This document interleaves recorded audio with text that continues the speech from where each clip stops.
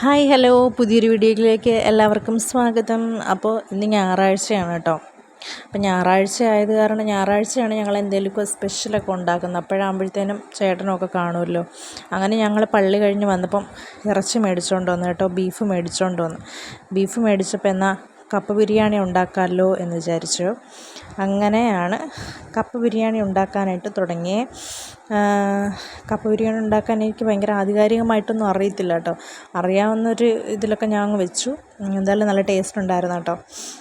അപ്പം കപ്പയും ബീഫും ഉണ്ടെങ്കിൽ ഈസി ആയിട്ട് നമുക്ക് ഉണ്ടാക്കാം. ഇറച്ചി വേവുന്നൊരു സമയം മാത്രമേ ഉള്ളൂ. പിന്നെ കപ്പ പെട്ടെന്ന് വേവുമല്ലോ. അങ്ങനെ കപ്പ ബിരിയാണി ഉണ്ടാക്കി കേട്ടോ. ആദ്യം ഇറച്ചിയൊക്കെ വേവിച്ചതിന് ശേഷം പിന്നെ കപ്പയും വേവിച്ച് അതിനോട്ടൊന്ന് മിക്സ് ചെയ്താൽ മതിയല്ലോ. അങ്ങനെ കപ്പ ബിരിയാണി ഉണ്ടാക്കി. അങ്ങനെ ഞാൻ ദേ കഴിച്ചുകൊണ്ടിരിക്കുകയാണ് കേട്ടോ. അതിൻ്റെ മുകളിലേക്ക് നമ്മൾ കുറച്ചിങ്ങനെ ഉള്ളിയില്ലേ, സവോള നമ്മളിങ്ങനെ കൊത്തിയിടുവാണെങ്കിൽ അത് ഭയങ്കര ടേസ്റ്റാണ്.